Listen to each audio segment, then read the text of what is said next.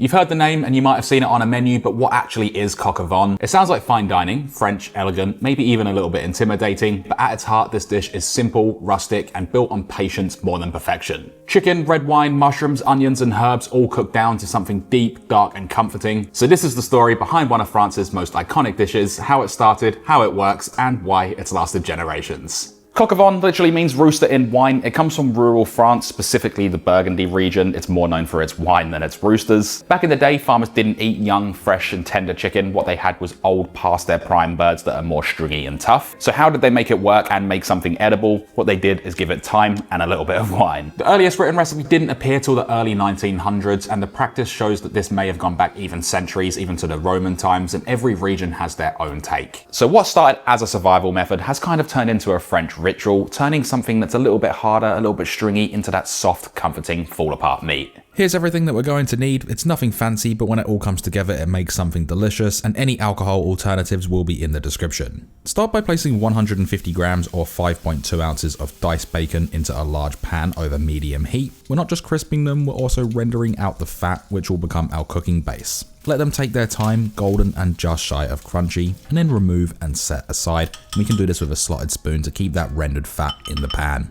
Now onto the chicken, preferably use bone-in, skin-on thighs and drumsticks. As for me, I'm using boned Marylands, which is the thigh and drum together. Dry the skin if you have it well with paper towel, that's how you get a really good sear. Then season with salt and cracked black pepper, and then into the bacon fat, skin side down if it has skin, or just the flat surface down first. We're not deep frying, we just want colour. Browning the chicken creates fond, those deep brown bits on the bottom of the pot which are pure flavour. Give each side a few minutes and then remove the chicken. At this point, the pan will be full of rendered fat and stuck on flavour. That's exactly where we want it. Now add your shallots, mushrooms, and a pinch of salt. The salt draws out moisture, which helps deglaze the pan slightly and soften the veg. Cook slowly. We want the mushrooms to brown and shrink, the shallots to caramelise slightly. Add the garlic halfway through to keep it from burning, and then optional, but worth it, add in a splash of cognac or brandy here and let it bubble. Scrape everything up from the bottom of the pan, and this is deglazing, turning that stuck on flavour into a sauce base. Next is the tomato paste, just a tablespoon or so, stir it through and let it darken slightly. That caramelization deepens the umami flavour.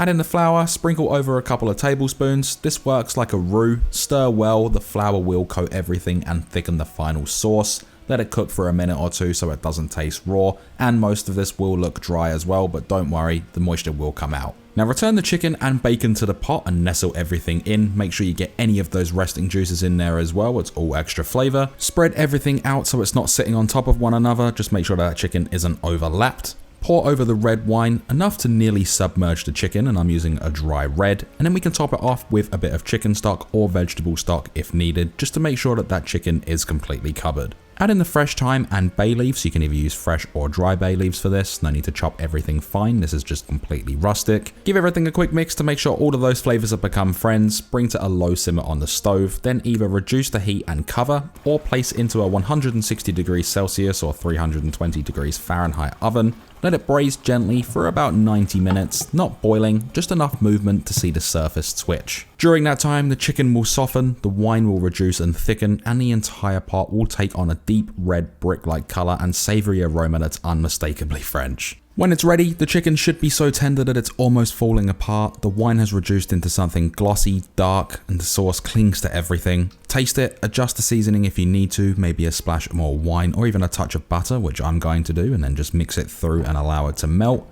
This can be served over mashed potatoes or even just with crusty bread. That's exactly what I'm doing for this recipe. You don't need much, just enough to soak up that sauce. So there we have it, our coq au vin. This dish isn't about complexity, it's about balance, time, and building flavor slowly. That meat is just melting in your mouth, falling apart, and then that sauce is incredibly rich, but super satisfying. So with everything said and done, we can then dig in.